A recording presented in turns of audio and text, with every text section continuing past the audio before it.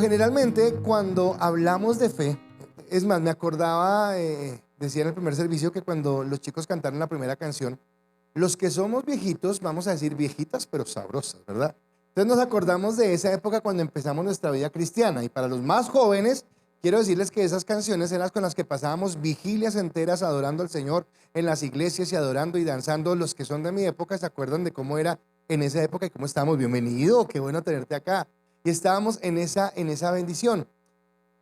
Pero recuerdo que también algo en lo bueno también era algo que yo creo que fui mal enseñado, pero no solamente yo, sino muchas personas, y era con respecto al término fe. O sea, la fe se malinterpretaba.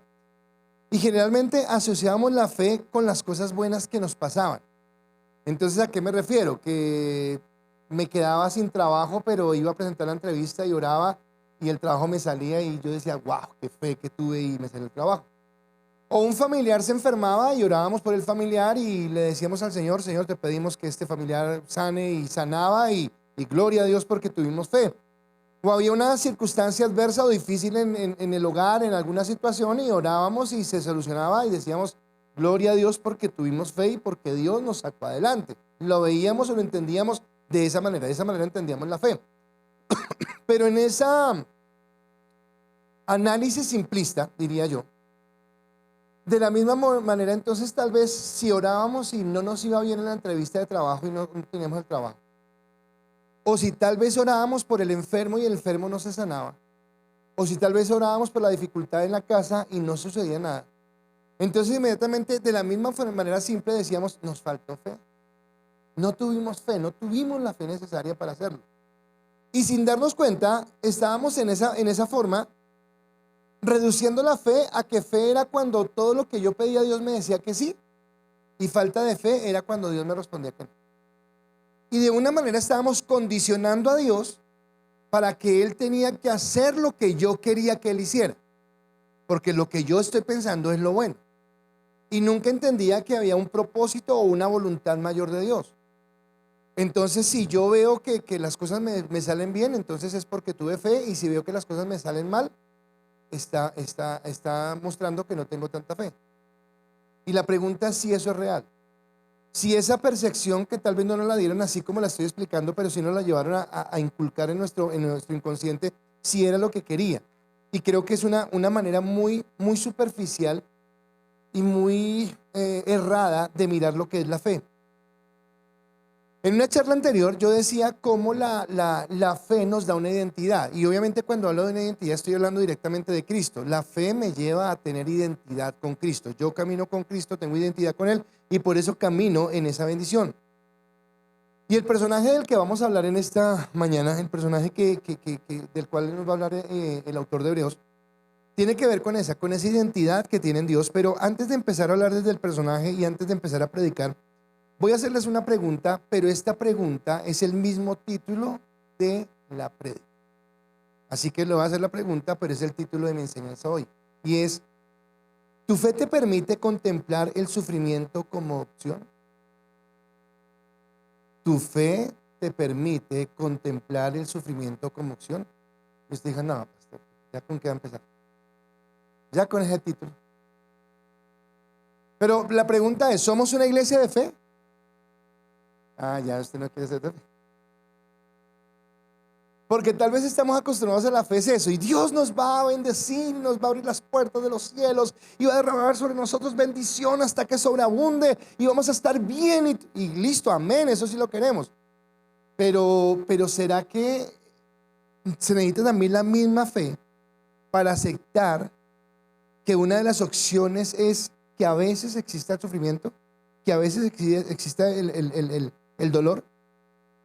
Porque erradamente se nos ha inculcado una manera de pensar donde asociamos directamente la fe como al bienestar permanente, o sea, todo va a estar bien.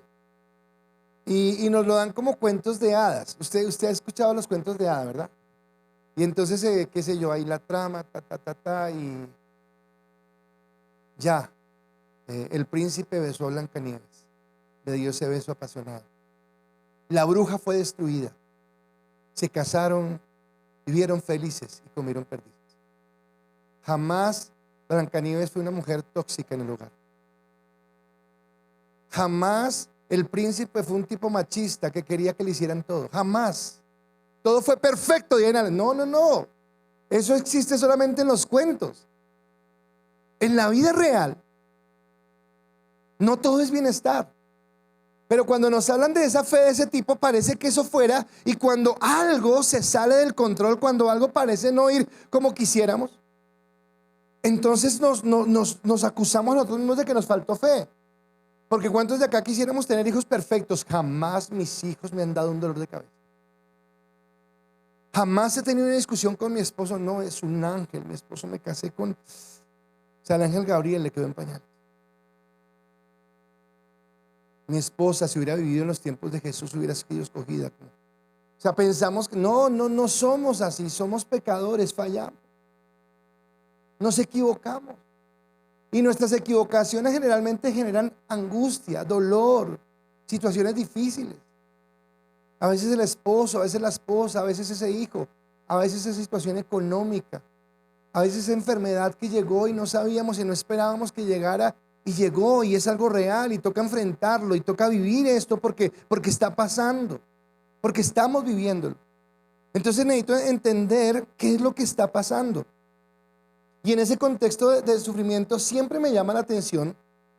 Me llama la atención cuando el Señor en el camino se le aparece a un tal Saulo de Tarso. ¿Se ha escuchado por ahí hablar de un tal Saulo de Tarso? Se le aparece y lo bota al piso.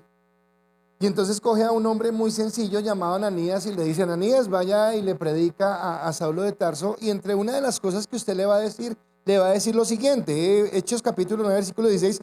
Porque yo le mostraré cuánto le es necesario padecer por mi nombre. Oiga, qué forma de llamarlo al servicio, ¿verdad? Le mostraré cuánto le es necesario padecer por mi nombre.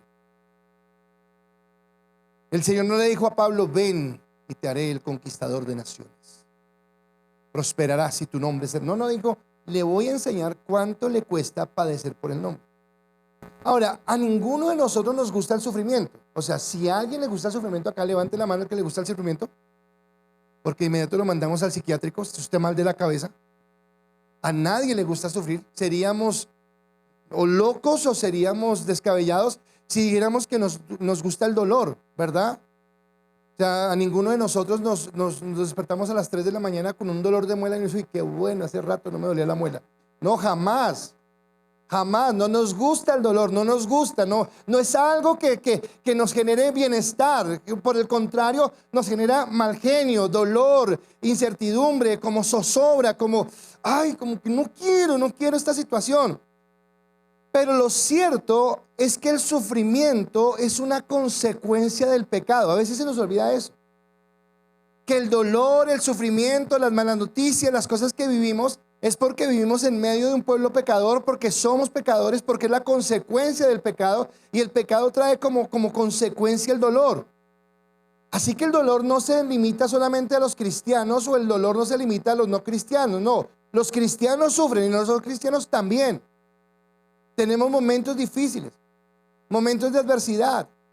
Una cosa que yo decía: a veces nosotros, por esas malas enseñanzas de una mala fe errada, entonces decimos: no, pero es que Dios no me ha cumplido. ¿Dios no te ha cumplido qué? No, es que yo pensé que me hacía cristiano y Dios iba a ¿qué? O sea, ¿quién te dijo? Tú lo inventaste en tu cabeza, pero realmente Dios no te dijo eso. Estás hablando de un anhelo que hay en tu corazón, pero el hecho que haya un anhelo en tu corazón no necesariamente quiere decir que Dios quiere darte eso que es el anhelo de tu corazón. Porque Dios puede tener otro propósito, puede tener otro plan, puede tener otra forma en la que Él está actuando en tu vida y cómo te quiere llevar a ese contexto. Entonces yo podría entender el dolor en el mundo, porque también esto es yo no me meto a cristiano porque están diciendo que uno sufre. No, mejor no me hago cristiano. No, si no hace cristiano igual va a sufrir. Es mentira. Lo que pasa es que el sufrimiento es diferente. De pronto cuando uno tiene problemas económicos, uno sufre porque no tiene para pagar el arriendo, para pagar el recibo del agua, no sé qué, y ese es el mayor sufrimiento. Pero conocemos gente que de pronto no está sufriendo ni por el arriendo, ni por el recibo, ni por el impuesto, pero sus sufrimientos son diferentes. Y sus dolores son diferentes. Y sus angustias son diferentes. Porque por vivir apartados de Dios es que tenemos esa situación. Los que son de mi edad y tuvieron mamás más grandes que pues ustedes obviamente, Recordaron, pues no sé si a ustedes les pidieron ese padecimiento, a mí sí me lo pusieron. Pero yo tenía como 6, 7 años, ¿no? ¿Cuántos tenía? Pero duró como toda mi adolescencia. Y mi mamá se pegó, no era Netflix, era el canal 7. Los ricos también lloran. Verónica Castro, 5 años, chillando en mi televisor y yo todas las noches viéndola chillar, porque los ricos también lloran. Pero habla de que el dolor, el sufrimiento está implícito. Y que tal vez las novelas, por ejemplo, lo hacen más simple porque las novelas generan un problema, un drama, pero cuando se soluciona el drama ya no nos dicen más, sino que vivieron felices toda la vida. No. Problemas siguen porque estamos en un mundo que está en situaciones difíciles. Entonces el mundo sufre por eso. Pero nosotros como cristianos también sufrimos, y una de las razones por las cuales sufrimos los cristianos, la una puede ser por ser desobedientes. Porque Dios me dijo, no haga esto, no camine por ahí, no se meta en eso, tal cosa, guarde su corazón, no comprometa, y lo hice y sufro. Y gracias a Dios Él nos restaura, nos levanta, vuelve y nos encamina, pero Él no puede evitar el sufrimiento que generó en nuestra vida el haber desobedecido. Pero no es de ese el que quiero hablarle, porque hay otro sufrimiento que tenemos los cristianos. Y ese sufrimiento tiene que ver con el sufrimiento que tenemos cuando estamos pasando o cuando estamos en el proceso de renunciar al mundo y empezar a vivir en Dios. Y ahí es donde necesitamos la fe. Y de esa fe es la que quiero hablarles. Porque todos sabemos que somos salvos por gracia, amén. O sea, somos salvos porque Dios nos eligió, nos escogió, amén por eso. Pero eso no implica que no haya, y cómo lo explico para que usted no me malinterprete, que en el proceso haya un costo que tengamos que pagar. Y ese costo que tenemos que pagar es que desprenderse de nuestra carne duele. Desprenderse de lo que le agrada a nuestro yo, a nuestro ego, a nuestra vanidad duele. Que empezar a someter nuestra vida a Dios duele. Que no siempre va a ser tan fácil decirle a Dios, sí acepto lo que tú me estás diciendo, pero lo creo. Y eso es lo que experimentó el personaje del que vamos a hablar hoy. Ese personaje que amó a Dios, por amar a Dios, tuvo que entender que su fe lo llevaba a entender que eso le podría causar dolor. Dice la palabra en Hebreos capítulo 11, versículo 23. Por la fe Moisés, cuando nació, fue escondido por sus padres por 3 meses, porque le vieron niño hermoso y no temieron al decreto del rey. Wow, nos está hablando de una situación que vivió Moisés. Y cuando usted estudia la vida de Moisés, o sea, yo no puedo dudar que Moisés es un hombre de fe. Es más, decía algo esta mañana que me causaba como admiración, que nosotros llamamos a Abraham como padre de la fe, pero resulta que no es porque es el que haya tenido más fe. Tal vez yo puedo encontrar en la Biblia personajes que a mi criterio pudieron tener en un momento determinado más fe de la que tuvo Abraham. Creo que el mérito de Abraham fue que fue el primero que le creyó a Dios, fue el primogénito, la primera persona que le creyó. Pero no es que la fe de las demás personas fuera mayor. Y yo veo en Moisés una fe muy fuerte, una fe muy tesa, en la que Dios lo guardó. Pero acá está diciendo que Dios lo guardó de Egipto. Ahora tengo que entender el contexto. Entonces el contexto sería el siguiente. ¿Cómo llegó Israel a Egipto? Israel no era estar en Egipto. Dios había llamado a Abraham, le había dado una promesa: serás un pueblo grande, una gran nación, te bendeciré. Pero un día, vea cómo el proceso del sufrimiento hace parte de todo. Entonces José fue expuesto al sufrimiento de que sus hermanos lo vendieran, al sufrimiento de vivir como esclavo, al sufrimiento de ser encarcelado por querer buscar la santidad. Pero estando allí cumpliendo el propósito de Dios, un día Dios lo levanta y lo coloca como el segundo al mando de la potencia mundial de esa época, es Egipto. Y Dios lo levanta, lo prospera, lo lleva allí a este lugar. Cuando vienen los sueños del faraón, que nadie los puede interpretar, José los interpreta y le da un lugar de preeminencia. Entonces José entiende el propósito de Dios y Jacob está en otro lugar viviendo lo mismo que está viviendo todo el mundo, porque todo el mundo está viviendo el dolor de la hambruna. Y entonces los hermanos de José llegan a Egipto a buscar el alimento, y usted ya sabe toda la historia, no le voy a predicar sobre eso. Pero el caso es que cuando llegan allí, entonces llega Jacob con 70 personas más. 70 personas llegaron a Egipto. Y Dios había permitido que José estuviera desde antes para cuidarlos, para albergarlos, porque Dios tiene un propósito con todo. Porque nada en nuestra vida, escúcheme, cuando somos elegidos por Dios, nada en nuestra vida se escapa de la voluntad y del propósito de Dios. Así que están allí, están guardados y están cuidados. Pero pasa algo, pasa una situación, es que José en ese momento es de la alta sociedad, podría decirlo así. Porque José está en un buen cargo, es el segundo después del faraón. No sé, en términos democráticos, el vicepresidente, si pudiéramos decirlo. Pero es una monarquía, así que es un contexto diferente, pero es alguien muy importante. Quiere decir que él tiene la influencia y seguramente puede ubicar a sus familiares, a sus hermanos en buenos cargos. Quiere decir que vive en el mejor vecindario, que los hijos de ellos van a ir a los mejores colegios y que van a tener los privilegios que se dan por tener ese grado de influencia en la potencia del mundo, que en ese momento se está haciendo más fuerte. ¿Y por qué está haciendo más fuerte? Porque en todo el resto del mundo hay hambre y solamente ese pueblo tiene la capacidad de vender y esto lo hace más poderoso. Wow, para que usted entienda la dimensión de lo que estamos hablando. Pero un día ese faraón que conoció a José muere. Y José también muere. Y el papá de José también muere. Y los hermanos de José también mueren. Pero la palabra dice que el pueblo de Israel crece. Entonces Israel, según lo dice la palabra, perdónenme, lo digo porque así lo dice la palabra, es parafraseando, parecen conejos. Se multiplicaron, crecieron mucho. Ahora, algo que yo entendí esta mañana, y wow, escúcheme porque para mí fue una revelación, que Dios dio una profecía, no quiere decir que esté bien, no, Dios está dando una profecía diciendo, va a pasar esto. Pero Dios le había dado una promesa a Abraham de una tierra prometida. Pero cuando Israel llega a Egipto, y tienen esos privilegios, ¿sabe qué pasa con el pueblo de Dios? Se acomoda. Se acomoda. Oiga, estamos también acá en Egipto. Tenemos trabajo, un buen nombre, una buena posición. Y empiezan a acomodarse y como que ellos mismos olvidan que ellos no tienen que quedarse ahí. Van a estar ahí porque Dios permite que ese sea el lugar de guardarlos por un tiempo. Pero la tierra prometida no es Egipto, la tierra prometida es en otro lugar. Pero pasaron 400 años. ¿Usted ha conocido novios eternos? Y la señora, ¿y el anillo? ¿A cuándo? ¿A cuándo? Así que ellos se quedaron ahí. ¿Y qué? ¿Y la promesa? ¿Y la tierra prometida? Pero como que ¿cuándo? Pero ahí se quedaron. Y entonces cuando muere José, el faraón, Jacob y los hermanos, y ya son muchos y viene otra gente, las cosas cambian. Porque Éxodo dice en capítulo 1, versículo 9 al 10, dice: he aquí el pueblo de los hijos de Israel es mayor y más fuerte que nosotros.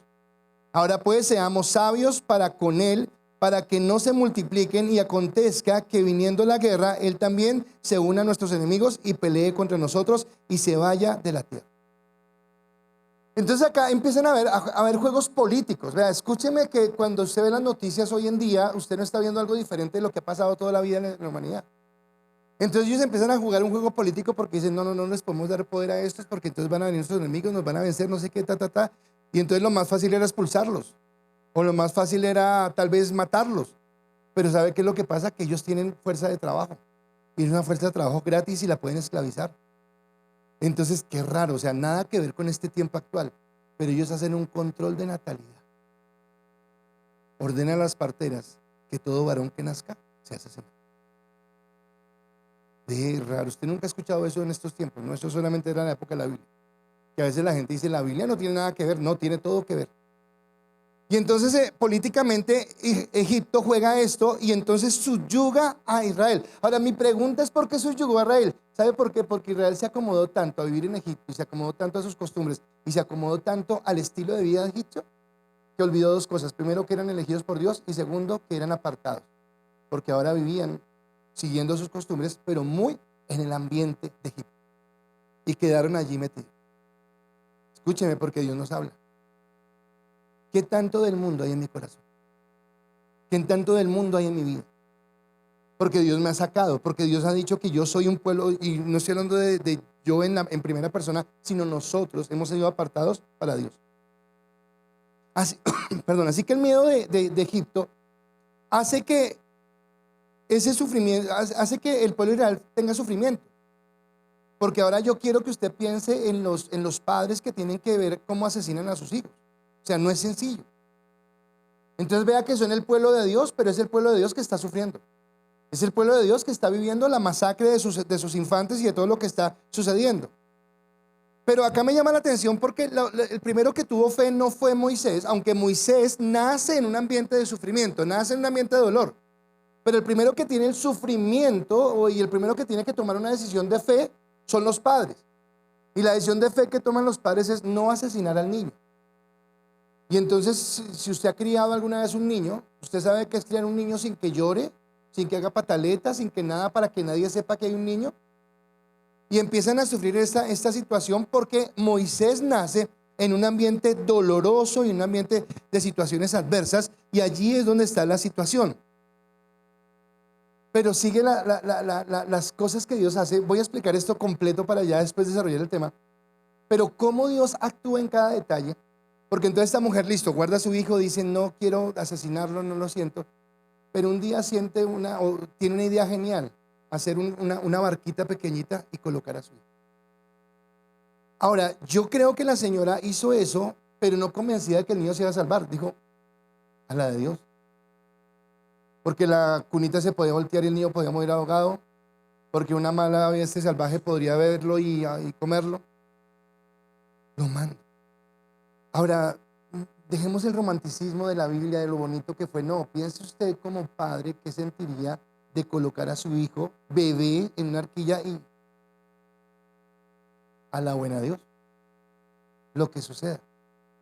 Pero ella prefiere, esa mamá prefiere eso a ver que su hijo sea degollado, sea asesinado. Pero cuando lo envían, entonces vea lo que Dios hace, y es que la hija del faraón lo encuentra. Lo toma para sí. Y escúcheme, cuando uno por fe coloca por encima los principios de Dios, porque seguramente esta mamá se le partió el corazón cuando colocó a su hijo. Pero cuando la hija del faraón toma al bebé, seguramente ella es virgen, no tiene cómo darle comer. Y ella dice, oiga, busquen de las judías a ver si hay alguna que esté amamantando. Y esto no es casualidad, es obra de Dios. Quien llega a amamantar a ese hijo es su propia mamá. ¿Usted se imagina la alegría de esa mujer cuando vuelve y se encuentra con su hijo y ve cómo Dios le respondió a su fe? Y cuando el niño empieza a llorar y dice, llore todo lo que quiera, acá nadie nos va a hacer nada. Porque estamos en la bendición.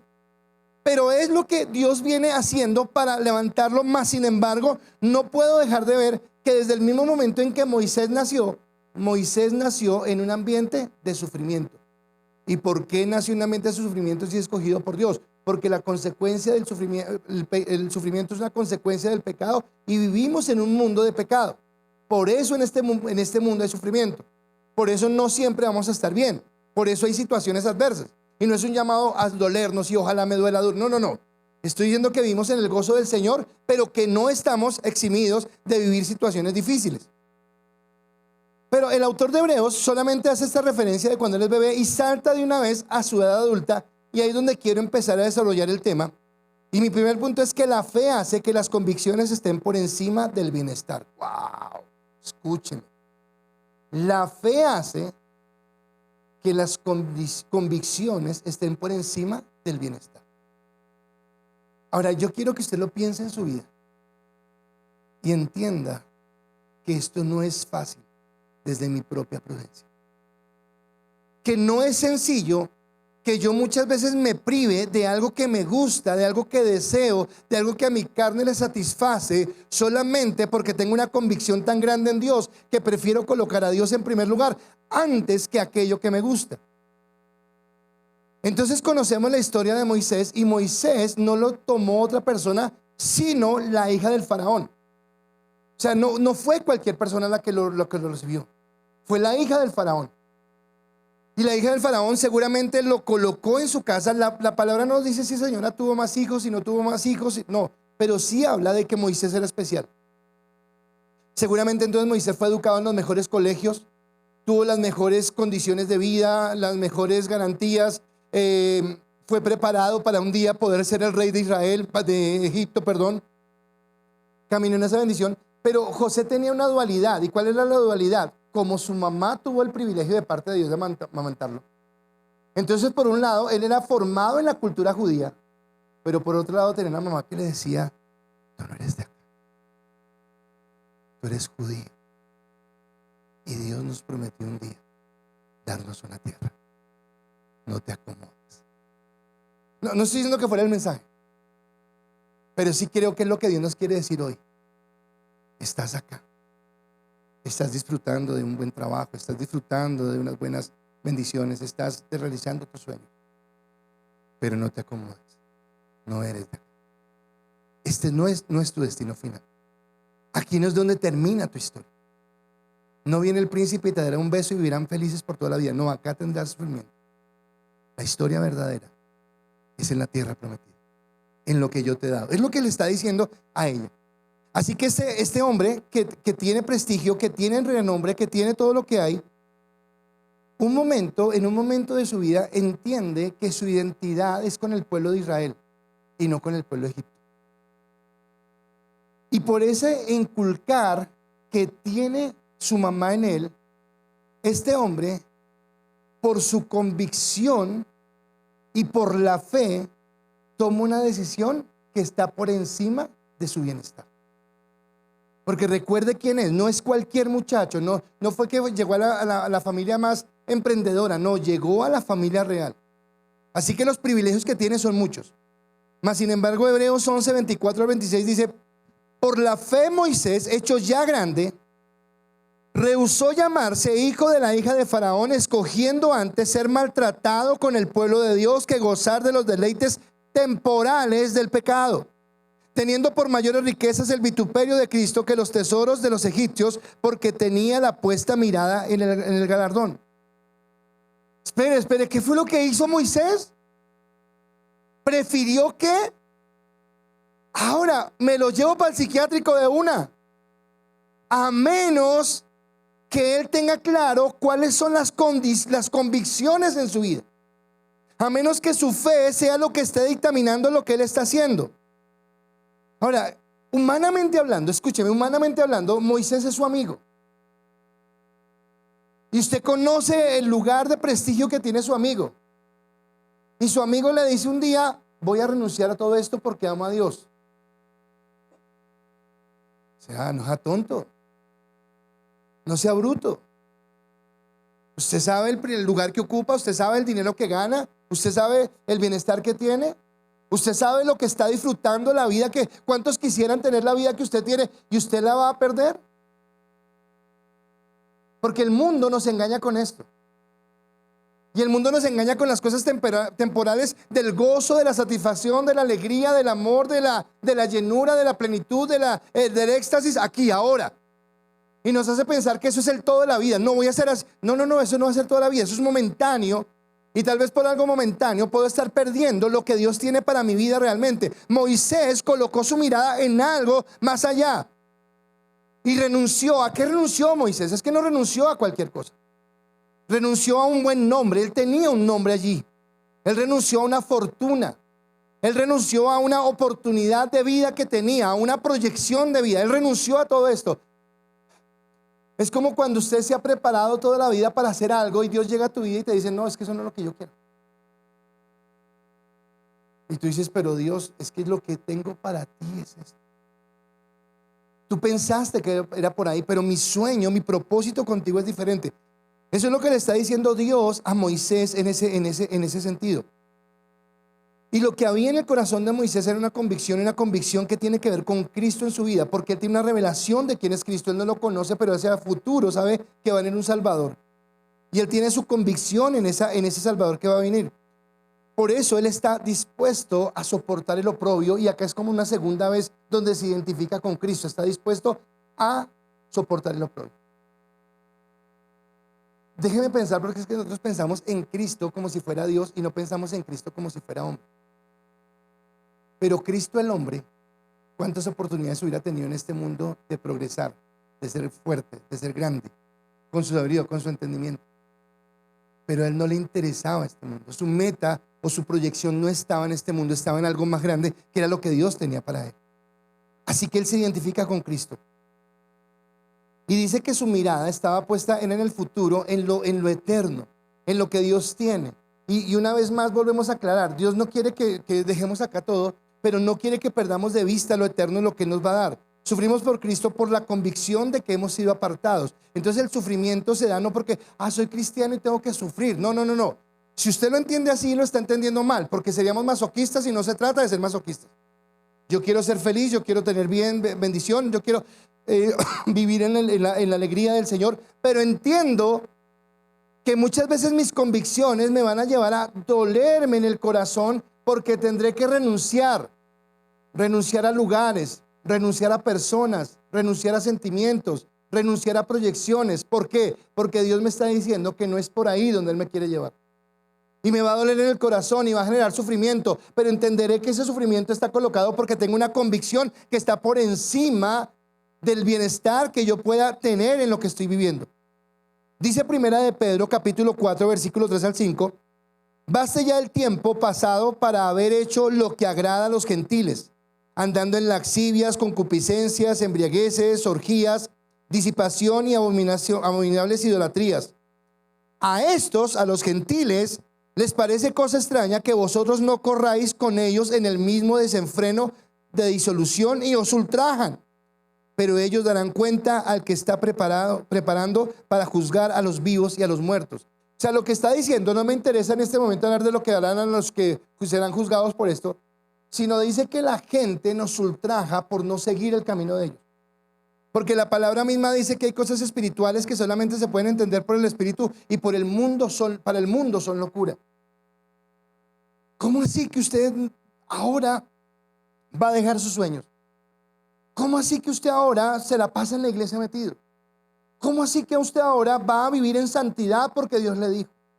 ¿Cómo que ya no va a seguir haciendo el mismo negocio torcido que hacíamos en la empresa con el que ganábamos mucha plata? ¿Cómo así que le va a decir a esa amante que tenía que ya no quiere seguir ahí porque usted es fiel a su esposa porque Dios se lo ha colocado así? ¿Cómo así, joven, que usted se va a guardar en virginidad para el día de su matrimonio? ¿Quién le dijo eso? Eso hace daño para el cerebro. Usted tiene un problema psicológico, porque es lo que nos dice el mundo. Porque el mundo cambia los valores, los principios, las cosas que Dios ha establecido para llevarnos a pensar conforme al mundo. ¿Qué le pasó a Israel en Egipto? Se acomodó tanto al mundo que se le olvidó que era el pueblo escogido, que se le olvidó que era el pueblo elegido, y al final terminaron esclavizados por el ambiente, por el entorno en el que estaban. Pero está diciendo, no, señores, tienen fe, muestren su fe en santidad, porque hemos sido apartados para caminar en lo que Dios quiere, para vivir la plenitud de lo que Dios quiere. Ahora, quiero preguntarles qué tan fuertes y determinantes son nuestras convicciones en Dios. En este momento en tu vida, ¿qué tan fuertes son tus convicciones?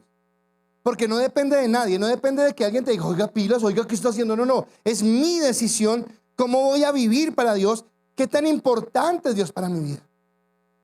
Y escúcheme, obedecer a Dios muchas veces dolerá, pero dolerá en nuestra carne. Porque es nuestra carne la que quiere satisfacer sus apetitos, sus deseos de poder, de prestigio, de avaricia, de reconocimiento, de lujuria. Pero la fe me lleva a doblegar esa carne. La fe me lleva a entender que he sido apartado para caminar en Dios, y esto generará dolor porque me hará apartarme de personas, me hará apartarme de lugares, me hará cambiar los sueños que tenía por colocar los sueños de Dios en primer lugar y decirle, ok, Dios, ¿qué es lo que tú quieres? ¿Cómo es que tú quieres que yo camine? Jamás, nunca voy a colocar una mentira en una hoja de vida. Jamás voy a responder lo que no es verdad en las cosas que hago, porque entiendo que la veracidad es lo que Dios quiere de lo que yo haga. Le pediré a Dios que me ayude a tener dominio propio y control sobre las pasiones y los deseos que están en mi corazón, porque entiendo que he sido apartado y que la sangre del Cordero me ha lavado y me ha limpiado. Y seguramente causará dolor, pero no causará tanto dolor como si yo, siendo apartado, me equivoco, desobedezco a Dios, y después Él, porque me apartó, porque al que Dios llamó no lo desecha, y entonces tendré que sufrir el dolor de haberme equivocado, de tener que ser restaurado y vuelto otra vez al caminar. Pero sea con la una o con la otra, vamos a sufrir, porque no tenemos competencia con el mundo, no tenemos filiación con el mundo, porque el mundo nunca entenderá lo que nosotros hacemos. Así que las decisiones que yo toman determinan el nivel de fe que yo tengo. Entonces la fe ya no se basa en Dios dame, Dios bendíceme, tengo fe que va a suceder. No, confío en que Dios tiene lo mejor para mí. Y confío en que la respuesta de Dios en alguna petición puede ser sí, otra puede ser espere, otra puede ser no. Y confío en Dios. Imagínense que la mamá de Moisés pudo haber orado diciendo: Señor, guarda a mi hijo, que nadie lo vea. No era la respuesta de Dios. La respuesta de Dios es: colóquelo en la arquilla y confía en mí. ¿Sabe cómo quedó la mamá cuando colocó a su niño en la arquilla? Impotente. La única fe era: dependa de mí y vea lo que yo hago. Y ella dependió y vio lo que Dios hizo. Y lo que Dios hizo fue sorprendente. Pero mi fe está a llevarme a entender que muchas veces esa fe me llevará a sufrir. Porque tengo que entender que estoy en el proceso de Dios, desarraigando el mundo de mi corazón y permitiendo que el Espíritu vaya cambiándome. Segundo punto. La fe hace que las acciones evidencien las convicciones. La fe hace que las acciones evidencien las convicciones. Escúcheme, Moisés no solo se sintió mal en el Egipto, él tomó una decisión. Entonces imagina a Moisés diciendo: sírvame el desayuno. Y tomando el banquete: me siento tan mal acá en este Egipto. Más mermelada, uy, es muy duro acá. Más lechecita, por favor, jugo de naranja. Se levantaba, se iba a bañarse y se iba a vestirse para ir al golf. No, estoy tan mal acá en Egipto. Vamos a jugar y solo 18 horas, estoy mal, me siento mal. ¿Qué es el almuerzo? No, él se sintió mal y actuó. Porque una cosa es sentirse mal. Estaba en la clase con los chicos de 12 pasos y hablábamos que era el arrepentimiento. Y decíamos que el arrepentimiento es reconocer, pero actuar. Dejo de. ¿Y cómo lo hizo Moisés? Ahora recuerde por un momento quién era Moisés. Moisés no era cualquier persona. Era una persona que estaba aspirando un día a ser faraón. Era una persona reconocida, de buen abolengo, de buen apellido en Egipto. Hebreos 11, 27 y 28 dice: por la fe dejó a Egipto. ¿Qué hizo? Dejó a Egipto. Míreme acá un momentico, mírame. Cada uno de nosotros tiene esto, empezando por mí.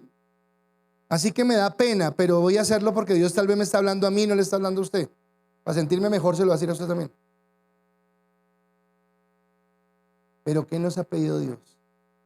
Que aún no le hemos entregado. ¿Qué me está diciendo que tengo que dejar?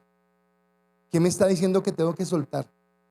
¿Qué me está diciendo que tengo que colocar la confianza mía en Él? Porque dice: por la fe dejó a Egipto, no temiendo la ira del rey, porque se sostuvo como viendo al invisible.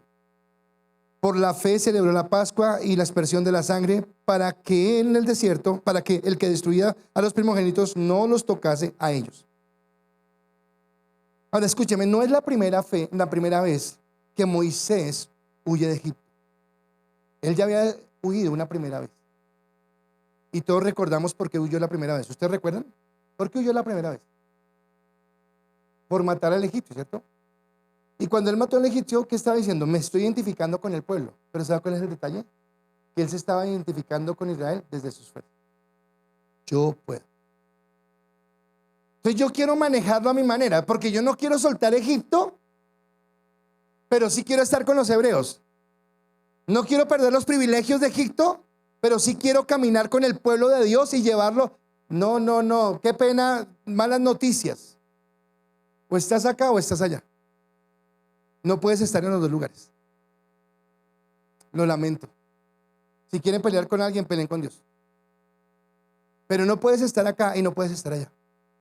Entonces cuando Moisés trata de identificarse con su pueblo, pero siguiendo en Egipto, lo que hace es actuar en sus fuerzas, y cuando actúa en sus fuerzas asesina a un egipcio, y aunque sea muy el hijo de la hija del faraón, eso le va a costar su vida, porque hay una sentencia. Entonces, ¿qué hace él? Escapa, huye. Pero cuando él huye, En esta primera ocasión, él huye con temor ¿de quién? De Faraón. Él no le está temiendo a Dios, porque ha actuado en su propia carne, en su propia prudencia. Entonces él está teniendo temor de que Faraón puede venir y cobrarle esto, y sale corriendo y dura 40 años en un desierto. Ahora, ¿qué fue salir de Egipto para él? Dejar sus privilegios, dejar su abolengo, dejar lo que tenía. Hay una cosa que me sorprende, y es que cuando Dios aparece a Moisés en la zarza ardiendo, escúcheme, Moisés fue educado en los mejores colegios. Moisés tenía la capacidad de labia, de entendimiento, de raciocinio de lo que había. Pero cuando Dios se le aparece, lo primero que le dice es: no sé hablar. Sí, está hablando de una situación física, de una condición, está hablando de que es tartamudo. Pero más allá de ser tartamudo, lo que está diciendo es: yo no tengo la capacidad de comunicar este mensaje.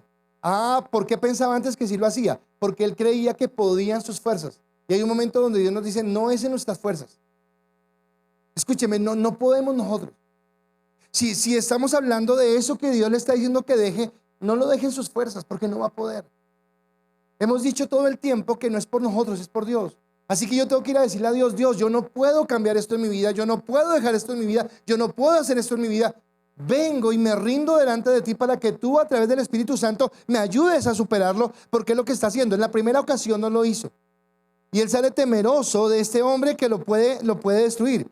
Ahora, después de 40 años, donde Dios lo ha procesado, vuelve y lo lleva otra vez a la tierra de Egipto, y vuelve para que enfrente otra vez a Faraón. Pero ahora, cuando él sale con el pueblo, cuando él logra liberar al pueblo, él ya sale con un temor diferente, porque es un temor reverente a Dios y no un temor de miedo al Faraón. Moisés no está temiendo lo que le pueda hacer Faraón. Moisés, por el proceso que lleva, entiende que Dios lo lleva en ese proceso, porque se está identificando con Dios y está entendiendo que Él es el que está obrando en su vida. Y ese temor lo lleva a poder enfrentar a ese Faraón. Ahora, pero dice la palabra que él se sostuvo como viendo al invisible.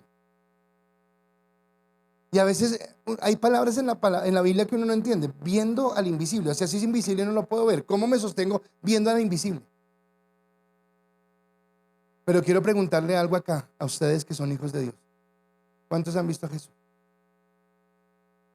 Así que nosotros nos estamos sosteniendo como que. ¿Cuántos creen en su eternidad? ¿Cuántos creen en Dios? El Señor me llevaba una referencia esta mañana que me pareció tan increíble. En los muchos matrimonios que yo he celebrado, uno de los momentos más como emocionantes o más sensibles del matrimonio es al inicio. Cuando la chica se fue y se metió por allá en un lugar y se hizo baño de sol, baño de luna, baño de no sé cuántos baños se hizo. La maquillaron, le hicieron no sé qué, y él está poniéndose hermosa para su amor. Y he visto en muchos hombres lágrimas cuando ven a esa mujer que han esperado por tanto tiempo entrar en ese lugar blanca y bella y todo, muy lindo.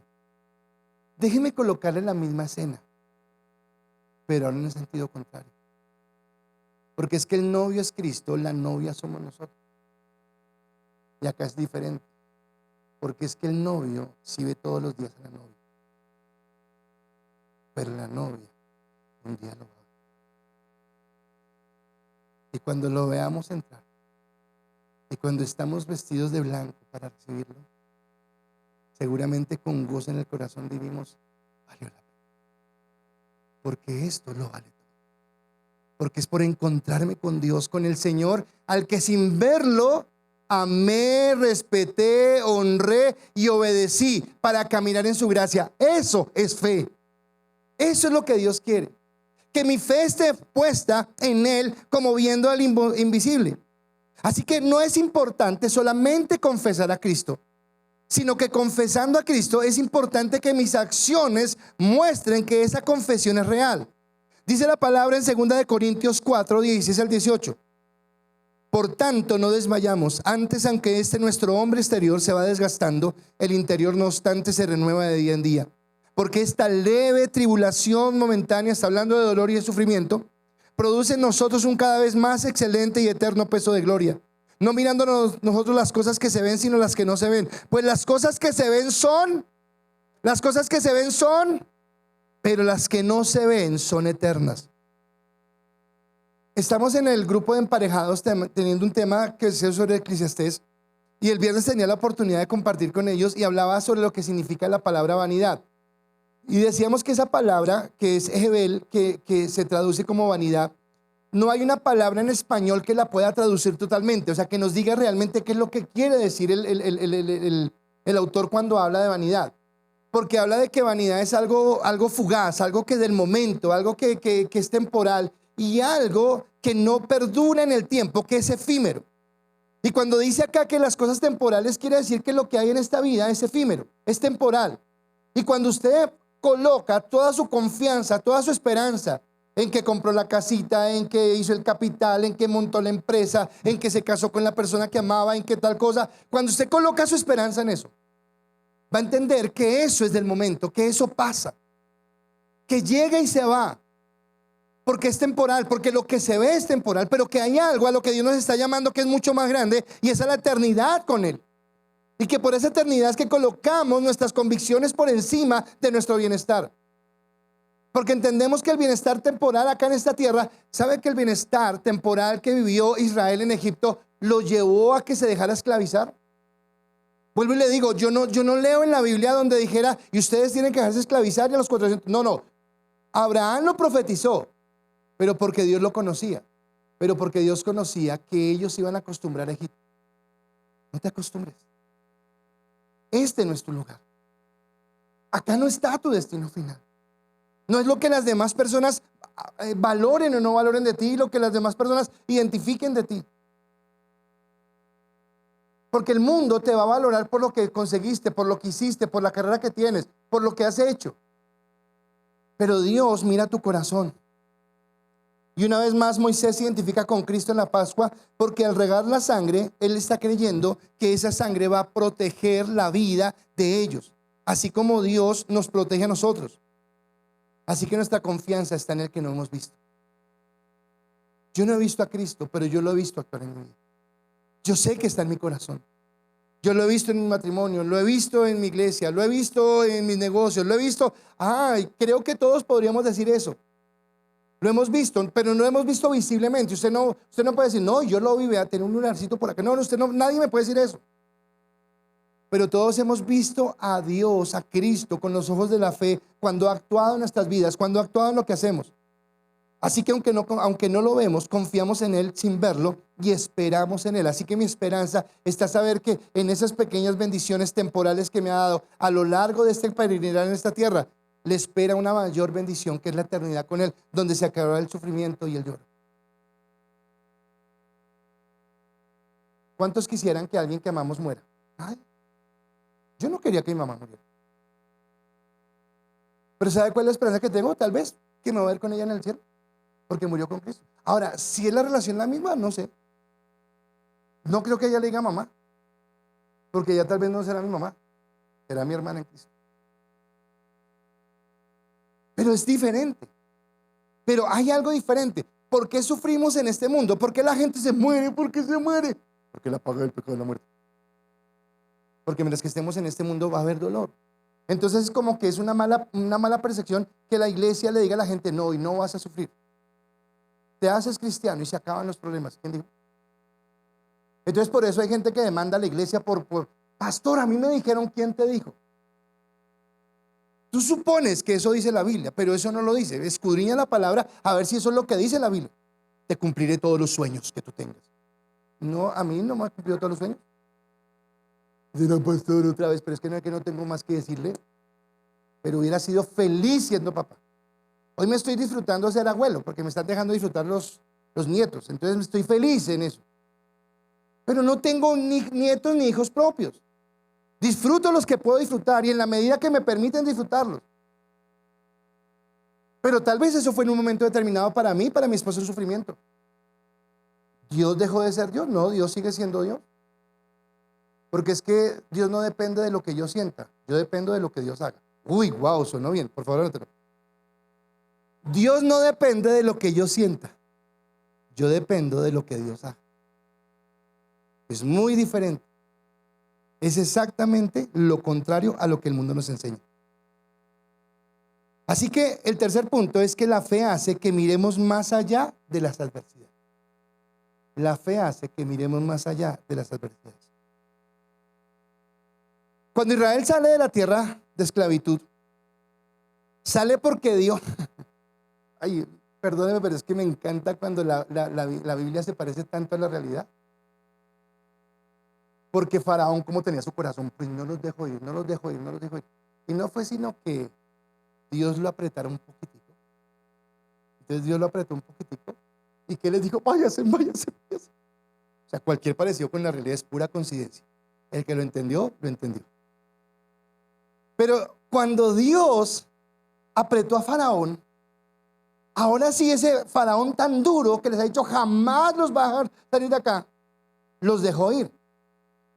Los judíos habían visto las plagas, cómo Dios había mandado el granizo. Es más, si miró varias situaciones y nada había ablandado el corazón del faraón hasta que llegó la última plaga, que fue la plaga de los primogénitos. Cuando le tocaron a él algo, oiga, qué parecido con la realidad, ¿no? Cuando tocaron algo que a él realmente sí le importaba, fue cuando él se dio a lo que Dios quería que hiciera. Entonces liberó a los primogénitos. Pero resulta que después de doblegar al faraón, porque lo que Dios literalmente hizo fue doblegar al faraón para que faraón hiciera lo que Dios quería y permitió que Israel saliera, Dios vuelve y endurece el corazón de faraón. Pero no solamente endurece el corazón de faraón, sino si usted lee la Biblia, la ruta que escogió Moisés no fue la ruta que escogió Moisés, fue la ruta que Dios le dijo a Moisés que tenía que ir. Dios le dijo a Moisés, coja por acá tan y llegue allá, para que en un momento determinado, cuando se le saltara la piedra otra vez a este faraón y fueran corriendo detrás de ellos, el pueblo de los judíos estuviera en el desierto y tuviera un mar adelante y un ejército furioso contra ellos atrás. Qué dura esa situación. Y la palabra dice en Éxodo 40:10, y cuando Faraón se hubo acercado, está acercándose bravo, los hijos de Israel alzaron su voz y aquí que los egipcios venían tras ellos. Por eso los hijos de Israel temieron en gran manera y clamaron a Jehová. Yo lo dejé ahí porque quería ser respetuoso con los judíos. Pero yo quiero decirle que sigan diciendo ahí. Siguen diciendo ellos, no teníamos tumbas en Israel, en Egipto. Para eso nos sacó Dios Oiga, la fe les quedó por el piso. O sea, se olvidaron que Dios era el que les estaba sacando. Pero hay un hombre llamado Moisés que ha decidido confiar en Dios y que él cree que por encima de las circunstancias que estén atravesándose, Dios tiene el control. Que no importa qué tan mala sea la situación, que no importa qué tan feas se vean las cosas, Dios tiene el control. Y entonces dice en Hebreos 11:29, por la fe pasaron el mar rojo, como por tierra seca. E intentando los egipcios hacer lo mismo, fueron ahogados. Es como el cierre de este capítulo, como que Dios les dice, vea, ya, hasta acá fue Faraón. Ya no hay nadie más. Pero ¿por qué sucedió esto? Piense por un momento que Moisés hubiera dicho, no, yo qué me voy a poner allá, eso no, si yo estoy bien acá. ¿Qué hubiera pasado si Moisés hubiera colocado su bienestar por encima de sus convicciones? Pero Dios, a ustedes jóvenes en la universidad, les pide que sus convicciones estén por encima de su bienestar. A los casados nos piden que nuestras convicciones estén por encima de nuestros deseos. En el trabajo nos pide que nuestras convicciones estén por encima de las peticiones de un jefe cuando nos pide hacer algo que no está correcto. Porque son las convicciones las que cambian. Alguien alguna vez criticó y dijo, ay, pero eso que el pueblo de Israel pasó por el mar rojo. Pues yo conozco ese mar rojo. Eso es un pandito, eso cualquiera pasa. Le dije, pues más fe se necesita. Porque ellos pasaron, pues entonces, ¿cómo hago a los otros? Sí, claro, ¿cómo hago a los otros entonces? Porque si era tan poquita, más fe se necesita para creer eso. Porque Dios dice que sacó el libre a Israel, pero que todos los judíos, que los egipcios, perdón, que los estaban siguiendo, murieron ahogados en ese lugar. Eso es lo que dice la palabra. Ahora, termino con esto. Pero es en serio. Míreme a los ojos y respondan. No me con palabras, no hágame así. Hágame así. Pero en serio. Tu fe te permite contemplar el sufrimiento como opción. Tu fe te permite contemplar el sufrimiento como opción. Y les tengo una mala noticia. Y es que no es una opción. El sufrimiento está incluido en la fe. Porque el sufrimiento me lleva a desarraigarme de la carne para crecer en el Espíritu. Yo no puedo vivir en el Espíritu si no arranco a Egipto de mi corazón, si no desarraigo la carne, los deseos de mi carne de mi corazón. Termino con una ilustración en Marcos. Habla una vez que se acercaron los dos discípulos más humildes de Jesús. Creo que eran Juan y Santiago, creo que eran, no estoy seguro. Y le dijeron así con toda humildad: Señor, quisiéramos pedirte algo. Y Jesús los mira y dice: ¿qué quieren? ¿Qué quieren? Quisiéramos que el momento de sacar la selfie, uno pudiera estar a la derecha y otro a la izquierda, para que quedemos más cerca de ti. Yo creo que Jesús hizo como que 3 años acá, 3 años y no entienden. Así hace Dios con nosotros, quiero decirles, ¿no? Así hace conmigo y hace con usted. Todavía. Jesús les hace una pregunta. Jesús les dice: ¿pueden ustedes tomar de la copa que yo voy a tomar? ¿O pueden ser ustedes bautizados con el bautismo que yo voy a ser bautizado? Y ellos: claro, claro. Y yo creo que Jesús otra vez, y les dice: la verdad es que la copa que yo bebo, ustedes la van a beber. Y el bautismo con el que soy bautizado, ustedes van a ser bautizados. Pero de la selfie, déjeselo a Dios.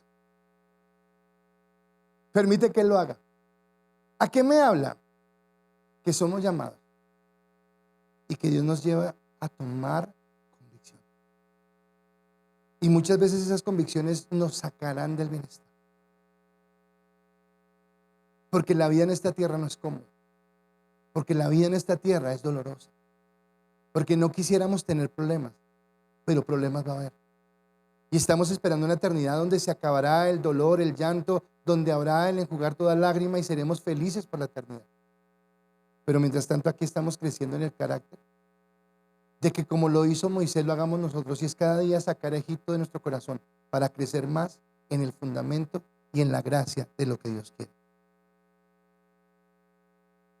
Así que vale la pena, porque hay un galardón, y ese galardón es grande para cada uno de nosotros, y hay una corona de vida, y una bendición que Dios quiere dar. Pero no dejemos que nos manipulen la palabra, no dejen que nos distraigan en otras cosas, porque la palabra es la que nos habla de lo que Dios quiere. Estamos viviendo tiempos peligrosos, estamos viviendo tiempos difíciles, y yo necesito afianzarme en la palabra. ¿Qué es lo que Dios quiere de mí? ¿Cómo es que Dios me lleva? ¿Y a dónde me quiere llevar? Y seguramente si colocamos a Dios en primer lugar, la mamá de Moisés tuvo un gran dolor por su convicción, pero ese gran dolor fue compensado cuando recibió a su hijo. Suelte. Dios, esa mala maña de nosotros, de decirle: espera a Dios que yo lo haga, espera a Dios que yo pueda. ¿Sabe qué dijo Moisés cuando se mantuvo como viendo al invisible? Le dijo: si tú no vas con nosotros, de acá no me muevo. Dígale hoy: Dios, si tú no vas conmigo, yo no me muevo. Pero me comprometo a que si tú vas conmigo, en todo lo que me pidas, te voy a obedecer. En todo lo que me pidas, te voy a hacer caso. Porque tú eres el rey y porque yo soy tu siervo. No se acomode aquí, porque usted y yo no pertenecemos acá, somos el pueblo de Dios.